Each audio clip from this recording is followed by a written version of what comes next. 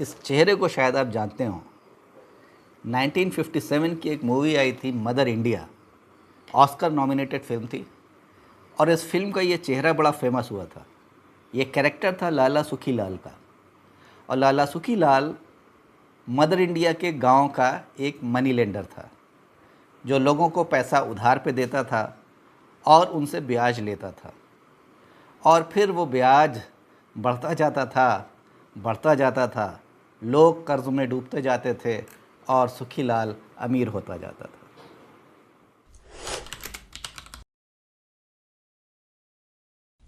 यही है आज की कहानी, डेट ट्रैप। ये वो डेट ट्रैप था जो फिल्म मदर इंडिया में दिखाया गया था।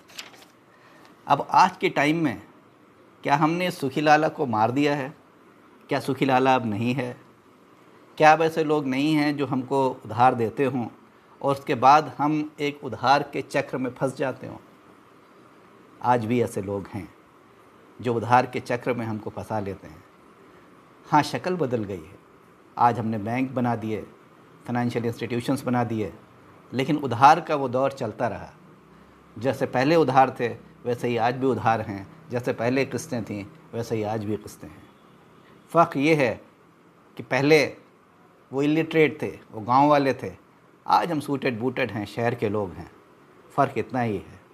कुछ और भी फ़र्क है, तो आइए डिस्कस करते हैं। ये डेट ट्रैप वो क्या था जो गाँवों में होता था आज से 50 साल पहले, 100 साल पहले, और आज भी होता है, और वो डेट ट्रैप क्या है जो आज शहरों में होता है। तो चलिए कंपेयर करते हैं कि सुखी लाल टाइप मनी लेंडिंग क्या थी और आज की मनी लेंडिंग क्या है। सुखी लाल टाइप जो मनी लेंडिंग थी, जिनको हम लोग अक्सर सूदखोर के नाम से भी कहते थे, जो सूद के ऊपर ही अपनी सारी ज़िंदगी गुजारते थे, वो लोग नॉर्मली इलिटरेट से डील करते थे। वो लोग ज़्यादा पढ़े लिखे नहीं होते थे। ये लोगों के मोटे मोटे लेजर्स होते थे और उसमें इनका हिसाब किताब सब रहता था।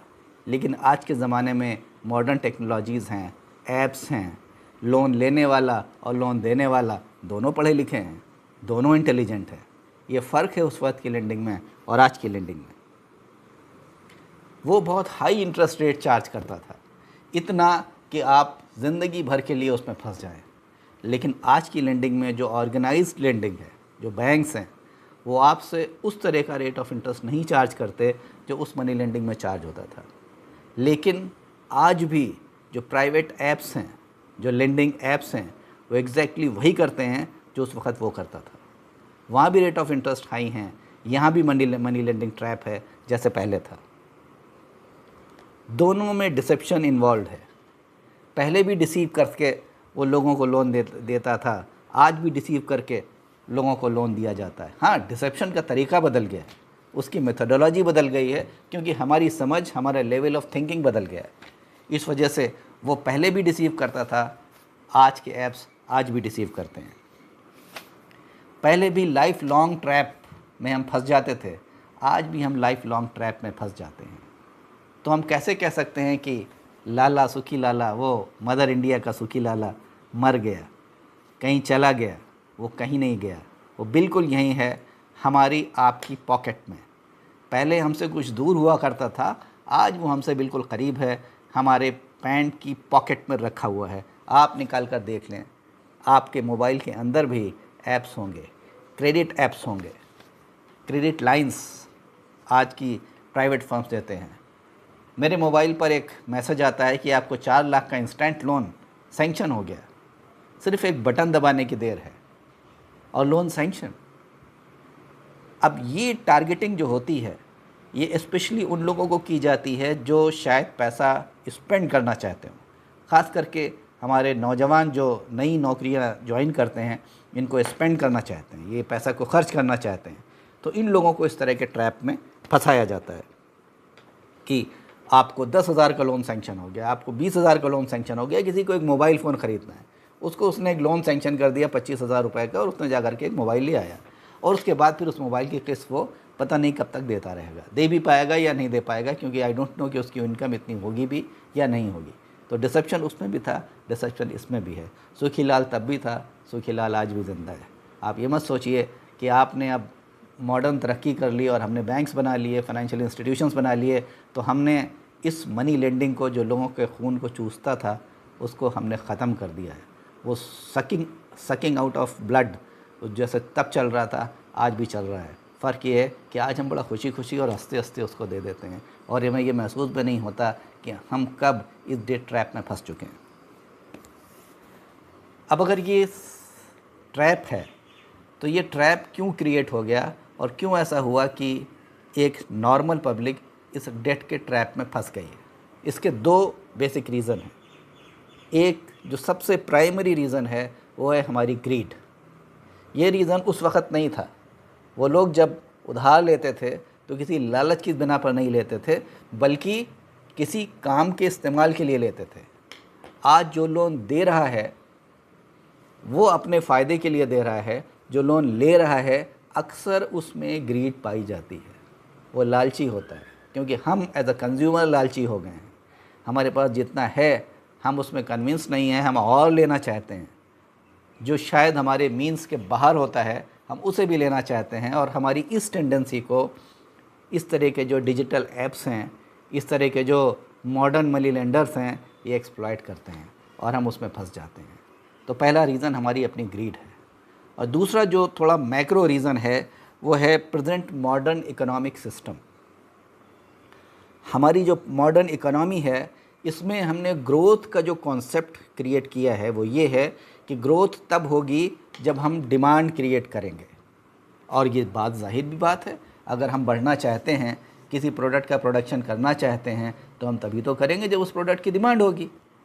तो इकोनॉमिक एज अ कॉन्सेप्ट ये सही है कि डिमांड क्रिएट करने से ही हमारी ग्रोथ होती है, हमारी तरक्की होती है और खुशहाली आती है, डेवलपमेंट होता है।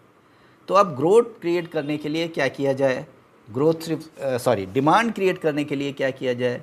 डिमांड दो तरह से क्रिएट होती है, या तो आपकी इनकम ज़्यादा हो और या फिर कहीं से कोई पैसा मिल जाए।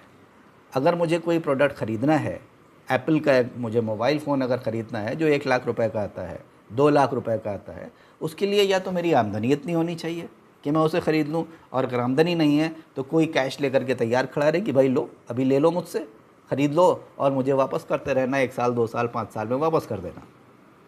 Very easy.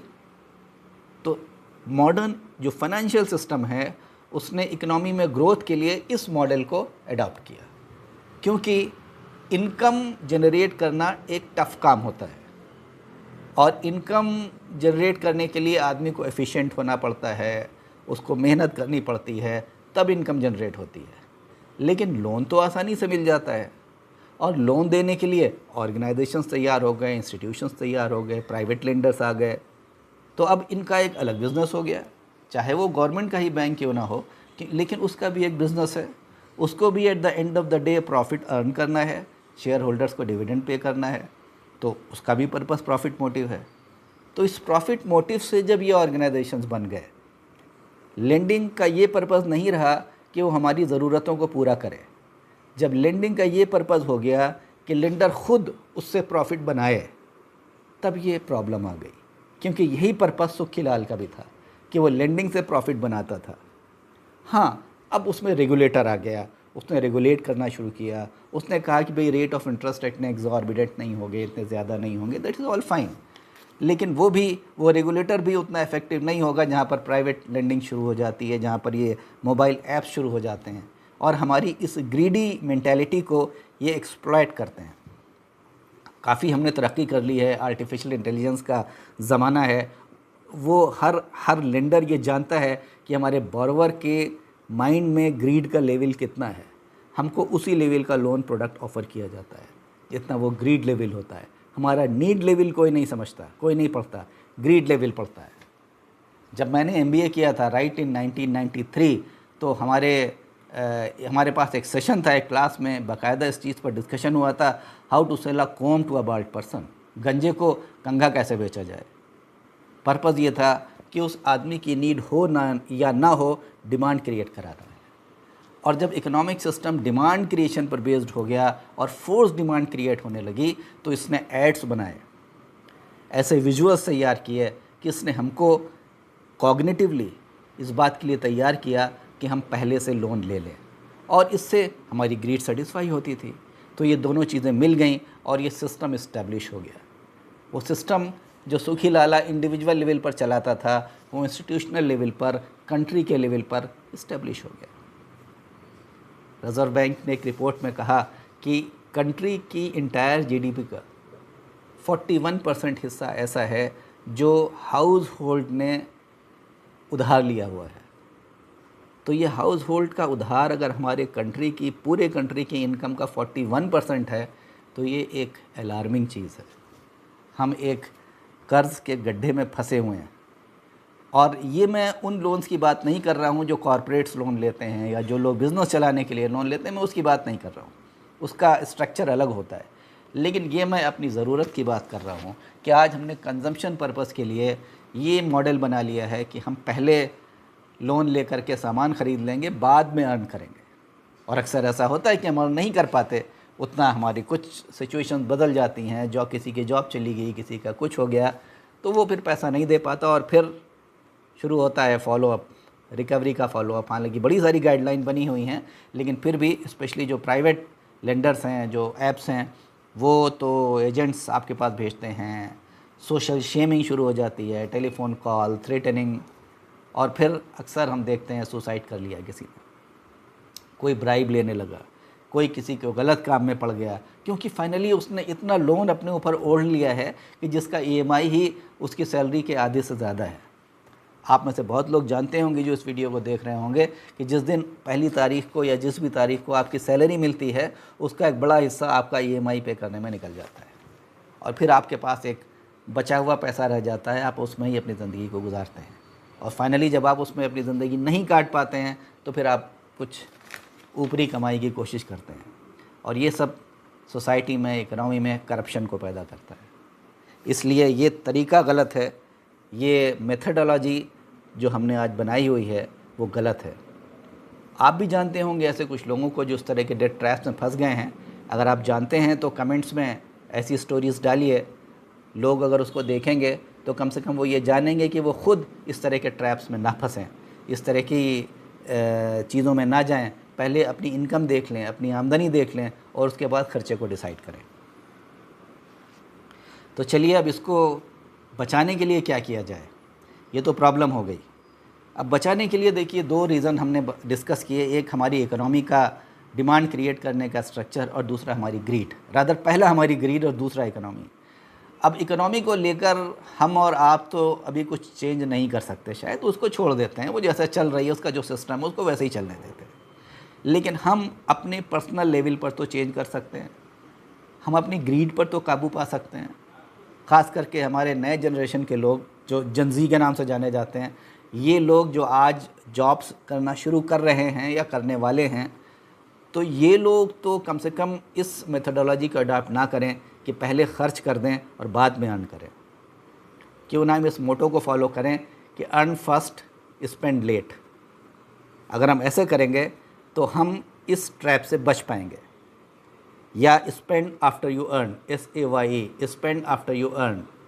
तो अगर आप चाहते हैं, अगर आप मेरी बात से एग्री करते हैं कि स्पेंड तब करना चाहिए जब आप अर्न कर लें, तो कमेंट्स के कॉलम में SAYE लिख दें या कुछ और एब्रीविएशन जो आप ठीक समझते हो इसके लिए वो लिख दें।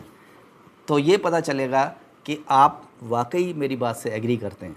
और अगर आप नहीं एग्री करते तो तैयार रहिए, वो डेट ट्रैप जो सुखी लाला ने उन इलिटरेट्स के लिए बनाया था, आप जैसे लिटरेट लोगों के लिए भी आज वो बना रखा हुआ है।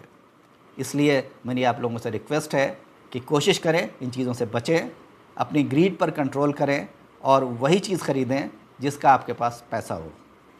Thank you. अपने कमेंट्स में आप भेजिए और अगर कोई ऐसी स्टोरी आप जानते हैं तो उसको भी डालिए जिससे लोगों को इस बारे में पता चले। अगर मेरा वीडियो आपको ठीक लगा हो तो इसको सब्सक्राइब करें और शेयर करें लोगों के साथ, जिससे ज़्यादातर लोगों को इस बारे में पता चल सके। अगर आप भी ऐसे किसी और फाइनेंशियल रिलेटेड टॉपिक के बारे में कुछ समझना चाहते हैं या चाहते हैं कि उसको डिस्कस किया जाए तो आप कमेंट्स में एज अ सजेशन भेज सकते हैं। अगर मेरे पास कुछ सजेशंस आए तो मैं उस टॉपिक पर भी वीडियो बनाने की कोशिश करूँगा। Thank you for being with me.